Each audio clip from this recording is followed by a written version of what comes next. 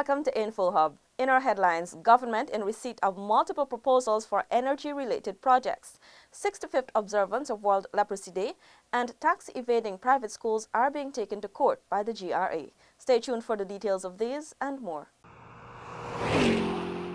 Daddy!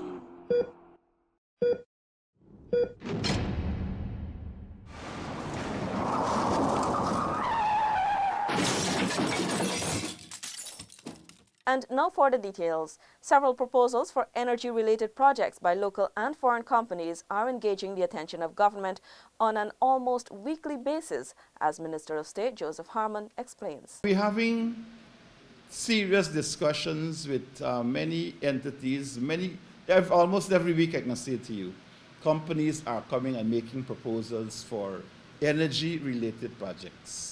Minister Harmon, who was speaking at a recent post-cabinet media conference, said only last week he met with representatives of a major company that deals with solar energy.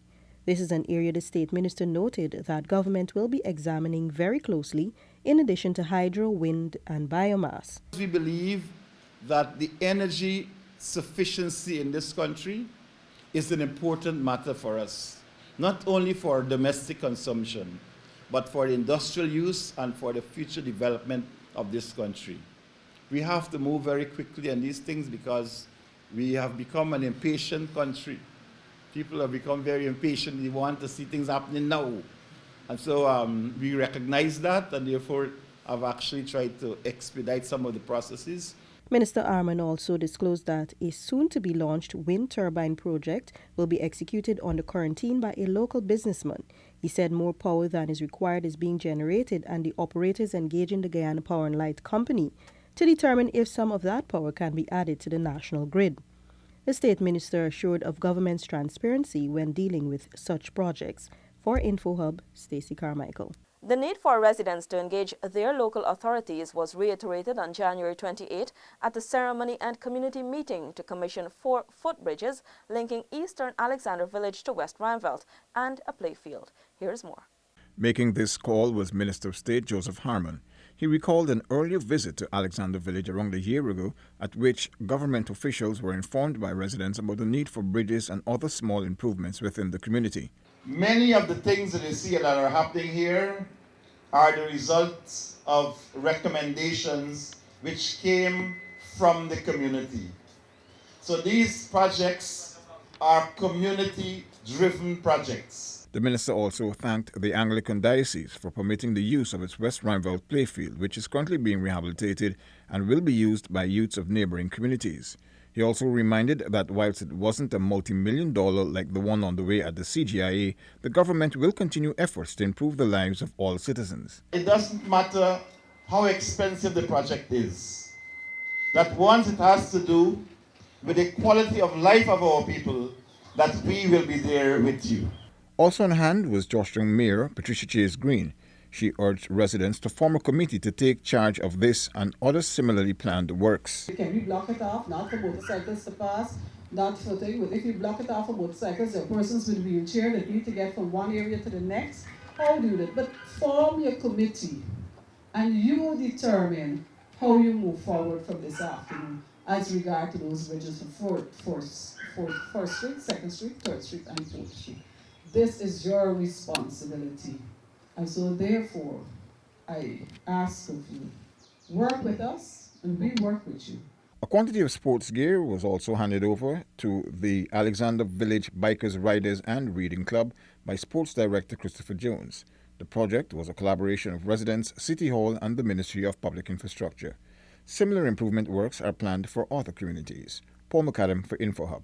Even with the withdrawal of value-added tax from private education, institutions are still evading paying up the taxes owed. Commissioner General of the GRA, Godfrey Stacia, has moved to the courts to deal with this challenge. Speaking to the media last Thursday, the Commissioner General said that a tax body was forced to take over 30 private institutions to court. You see now that the tax on education has been removed and the fees haven't gone up.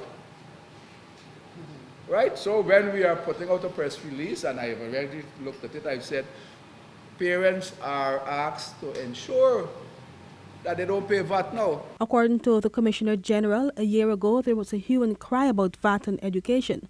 However, as recent as November of 2017, many institutions were taken before the courts for the non-filing of the returns. For not filing, they pay as you earn. They take out the taxes from the teachers and don't pay it. But not for filing their VAT. Last November, during his presentation of the 2018 national budget, Minister of Finance Winston Jordan announced the removal of VAT on private education, which had been the center of dispute among private educators. The tax requirement on private tuition came into effect following the passage of the 2017 national budget and the Value Added Tax Amendment Bill 2017, which amended the Value Added Tax Act, Chapter 8105, last year. Alexis Rodney for InfoHub. The Guyana International Airport Expansion project is on the verge of being completed by the end of this year. More from Renetta LaFleur. Minister of Public Infrastructure David Patterson said the U.S. $150 million project is at the third fixed stage, which entails the final aspects of the venture being completed. We are at the stage which is about what we would call the third fixed stage. First fix is the hard, when we foundations and those things. Second fix is when we put in the wirings, the cables and conduits and so. And the third fix is where we're now going into the finishes. In November 2011, the U.S. $138 million design and construction contract for the project was signed. Project manager Carmichael Thorne said it is geared at addressing 4 critical issues. There was insufficient public parking, as you can see during the peak hours there. Some of the cars were along the actual roadway spilling out from the car park. Within the terminal itself, there was overcrowding. On the international apron, there were conflicts between parking of aircrafts at the same time. So if you had 3 or 4 flights on the ground at the same time, there were issues with them navigating the apron. And finally, there is the runway itself was not sufficiently large to permit the larger aircraft, and also, more importantly, it did not present a safety area in the event that there was an overshot.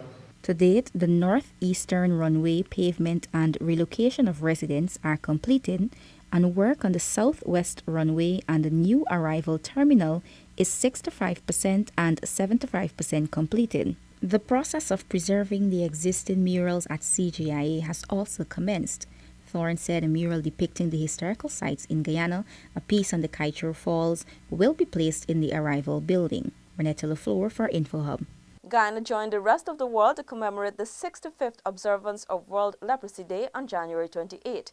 Details from Alexis Rodney. Delivering the feature address at the observance hosted at the Palms Geriatric Home was Minister within the Public Health Ministry, Dr. Karen Cummings. She said her ministry will ensure there is a robust integration of leprosy control activities into basic health care services through a revitalized primary health care system.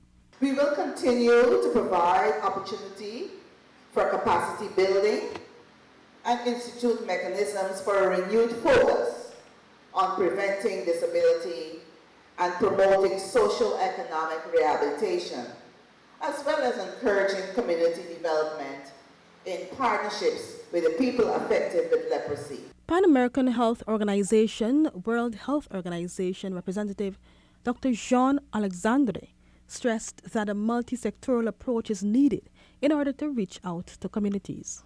To effectively combat stigma, all sectors need to be involved. Health authorities need to reach out to those, including those affected by leprosy, individual and their community in their programming. In 1971, the WHO launched a campaign to eliminate leprosy. That goal was achieved by 2002 with less than 1 case per 10,000 persons after the introduction of MDT. During a review of the situation in 2014, it was found that 122 countries are without high prevalence rates. However, in 2016, Guyana diagnosed 52 new cases, with Region 2 being deemed the most affected region, and 54 new cases in 2017. In keeping with this year's theme, Zero Disability Among Children Affected by Leprosy, the ministry has scheduled a series of activities starting with health talks, visits to selected primary and secondary schools in Region 2 and 3, as well as essay and poster competitions. There will also be a health walk on February 10 and awareness booth hosted at the Gifflin Mall on February 17 and 18. Alexis Rodney for InfoHub. The Port Kaituma's infrastructural works will be boosted with the return to service of its repaired excavator. Minister within the Ministry of Public Infrastructure, Annette Ferguson, today handed over the refurbished mini excavator, which was out of operation for approximately 3 years. More than $5 million was spent to change the excavator's tracks, repair its hydraulic system, and install a new air conditioning system. Minister within the Ministry of Indigenous Peoples Affairs, Valerie Garrido-Lowe, expressed gratitude for this initiative and urged the NDC to care the mini excavator. Meanwhile, the region's chairman, Bretnell Ashley, said this intervention is a sign of cooperation and partnership between central government and the RDC. The community of East Ranville, Georgetown will now benefit from the services of an information and communication technology hub. Stacey Carmichael was there on Saturday, January 27, for its official opening. Speaking at the launching of the ICT Hub in East Rumvelt, Director of Community Development and Social Management at the National Data Management Authority, Philip Walcott, disclosed that a US $17 million agreement funded under the GRIF was recently signed. From this amount, $6 million will be allocated for ICT training at the community level. He issued a call for persons to identify those youths within the community who show signs of being technologically inclined so that they may benefit from a higher level of training in complex programs. We have also established our Center for Excellence in Information Technology, CIT, funded in support of the government of India. And what we're looking to do is to find those who are technologically inclined, find them in wherever communities do exist, so that we can provide higher order, higher level training. Mayor of Georgetown, Patricia Chase Green, highlighted that there were several challenges that they were able to collectively overcome to bring the project to fruition in that community. She called on the youths to take advantage of the opportunity that will be afforded to them through this service. Children, you have the greatest opportunity from this afternoon onwards to come here at the times allocated to you. You have Ms. Daly, you have other personnel who are here with you in the afternoon to make sure that you get your work done, your homework, whatever it is that you have to have done, to work with these computers and have your assignments finished on time. The East Rumvelt ICT Center brings the total number of hubs along the coast to 80 and a total of 98 falling under poor, remote and hinterland communities. Walcott also committed to providing the hub with 10 additional computers, bringing the total to 20. Government is aiming to establish 110 additional community ICT hubs this year.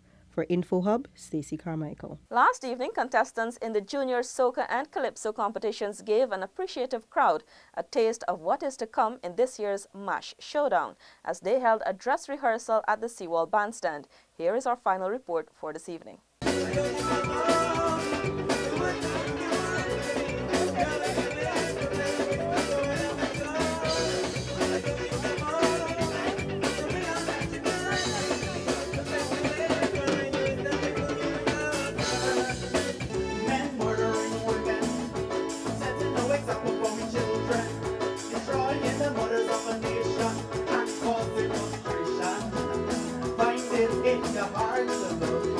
Matrimony coordinator Andrew Tyndall said that he believes they all performed beyond expectation. I think you would have seen it for yourself. The artists would have worked hard. They would have been rehearsing since the new year broke. And we've been working with them, and we had good music this afternoon. I think the crowd that came out this afternoon really enjoyed.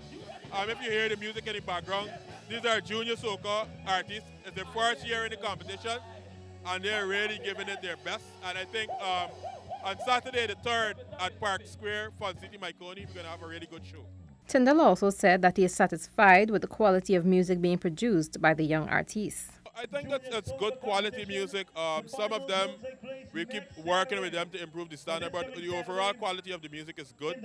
I think the band did a fantastic job of interpreting the music and really making the artists feel comfortable. And if you listen to the music from the junior soca competition, it's music that you could really put on the road and people could go down the road with on match day. So I'm really proud of what has been produced by these young artists.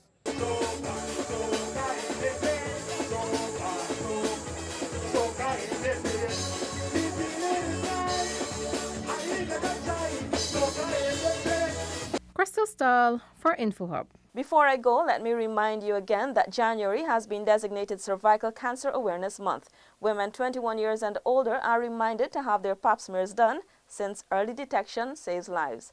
Thank you for watching. Remember to connect with us 24/7 on our website and social media. Goodbye.